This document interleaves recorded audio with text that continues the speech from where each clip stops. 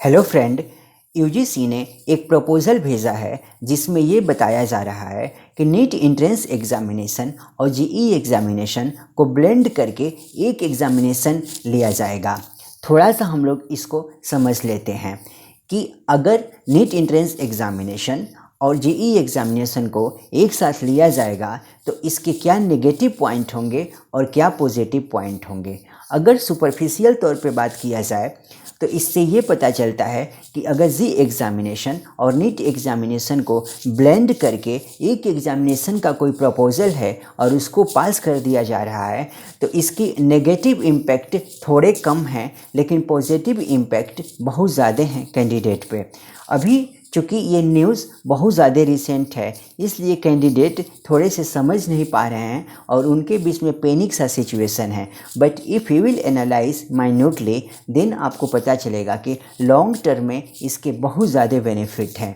इसी तरह 2013 में नीट एंट्रेंस एग्ज़ामिनेशन लाया गया था तो बहुत सारे कैंडिडेट के बीच में पैनिक सा सिचुएशन था, बट लॉन्ग टर्म में ये देखा गया कि इसके बेनिफिट बहुत ज़्यादा हैं। जैसे पहले एआईपीएमटी के एग्ज़ाम्स हुआ करता था, उस टाइम पे अटेम्प्ट लिमिट कर दिया था और एज भी लिमिट कर दिया था, बट जब से नीट लागू हुआ तो उसमें एज को हटा दिया।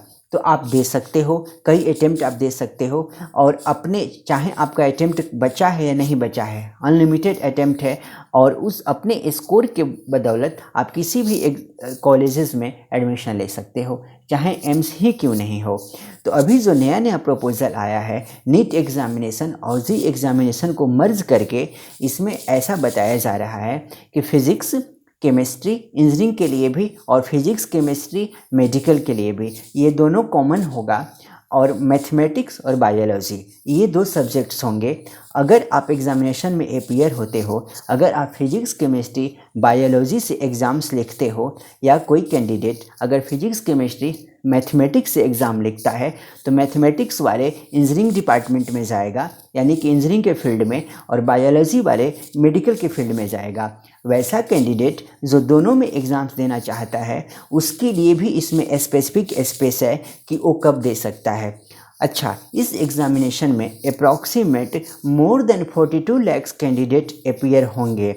तो इस एग्ज़ामिनेशन को एक दिन में 3 घंटे या 4 घंटे में कंडक्ट कराना अप्रॉक्सीमेट टू इम्पॉसिबल होगा। इसलिए इस एग्ज़ामिनेशन को या तो 2 अटेम्प्ट, 3 अटेम्प्ट, 4 या 5 अटेम्प्ट में कंडक्ट कराया जाएगा।